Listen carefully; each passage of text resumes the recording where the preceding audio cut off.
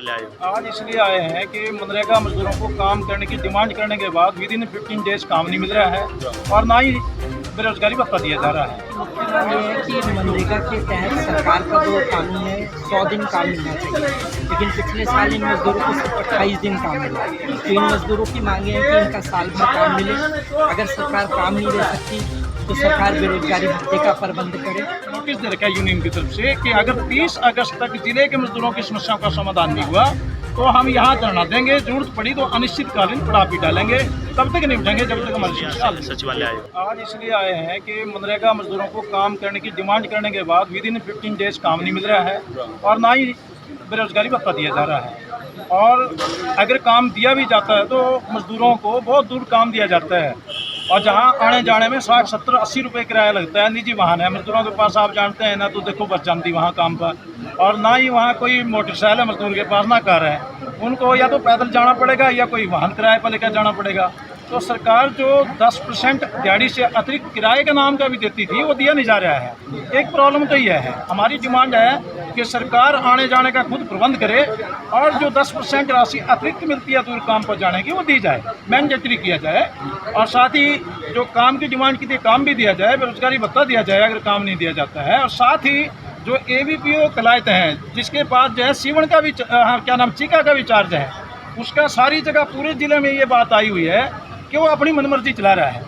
जैसे काम की डिमांड करने का फॉर्म है, उसमें कानून के अनुसार सिर्फ जॉब कार्ड नंबर लिखना होता है या मजदूर को अपना नाम लिखना होता है, लेकिन ये जानबूझ करके मजदूरों को परेशान करने के लिए उनका जॉब कार्ड के साथ आधार कार्ड नंबर लिखो, बैंक खाता लिखो, कहीं कहीं फोटो भी लगवाता है। ये मनमर्जी चली हुई है।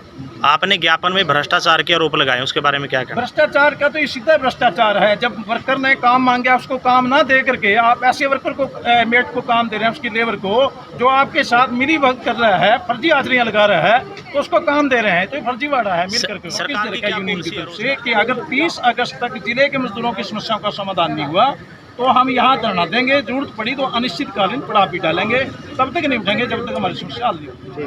क्या नाम है? अजय नाम है, क्रांतिकारी मजदूर यूनियन से। आज जो ये मजदूर आए हुए हैं ये कलायत ब्लॉक के अलग अलग गांव से हैं, गाँव बालू से हैं, वजीरखेड़ा से हैं, लाम्बाछोड़ी से हैं, पांडा से हैं। तो इनकी मुख्य मांग ये है कि मनरेगा के तहत सरकार का जो कानून है 100 दिन काम मिलना चाहिए, लेकिन पिछले साल इन मजदूरों को सिर्फ 28 दिन काम मिला। तो इन मजदूरों की मांगे हैं कि इनका साल भर काम मिले।